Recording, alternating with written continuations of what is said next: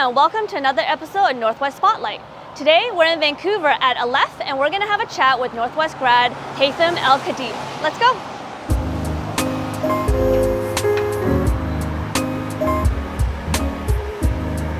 Hey, so Haitham, thank you so much for taking the time out of your busy day to speak with us. Thank you for having me. Yeah. So when did you attend Northwest Culinary Academy and which program did you take? I attended Northwest in 2016 and it was the Culinary Arts program, I guess. So when we first connected, you were still living in Dubai. How did you find Northwest? I found Northwest online and I found 3 schools, one in New York, one in France and the one in Vancouver, and Northwest spoke the most to me. You opened up Aleph shortly after completing culinary school. How was your experience opening up a restaurant from scratch? Opening a restaurant from scratch, I would say, is a steep learning curve. No one tells you about almost anything of what happens because I don't think anyone knows except if they go through it. Going to Northwest was a really good way of jump-starting that process, and I felt like I had a lot of tools that I didn't know before that. It's definitely not for the faint-hearted. I would say it's a stressful process, but it's also very rewarding to see something being created. Can you tell us a little bit more about Aleph and the inspiration behind it? So the inspiration for Aleph started at Northwest as well. I had never cooked Middle Eastern food, although I'm from the Middle East. I had never cooked much anyway before cooking school. It was mainly at home for myself.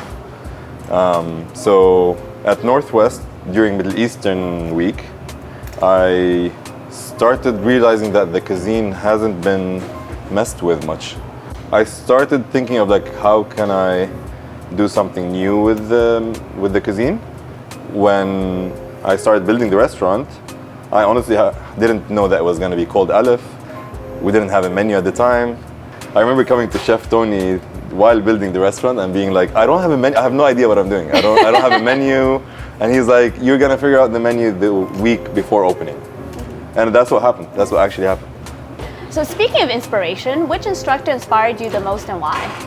I would say definitely Chef Tony. Yeah. Maybe as well Chef Ian at the time.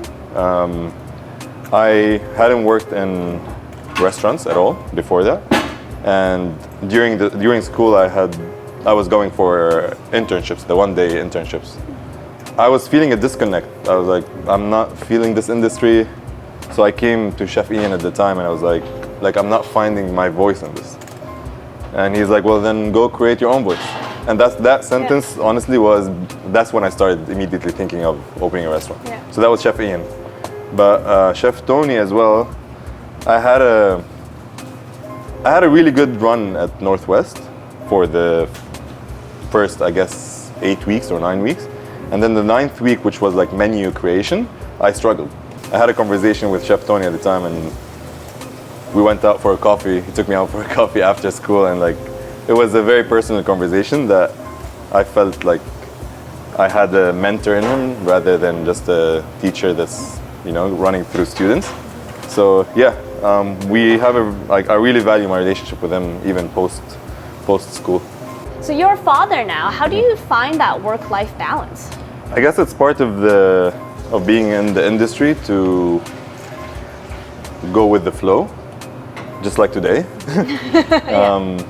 Is some weeks I'm very much needed here, and some weeks I have the luxury of having the whole week off and not having to be physically at the restaurant.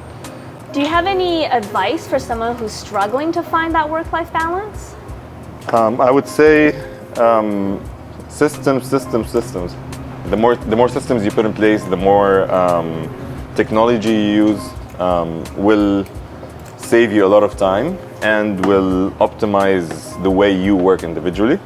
And there's a lot of services and products out there that help me manage a bit remotely, have an understanding of the business, and those things really help.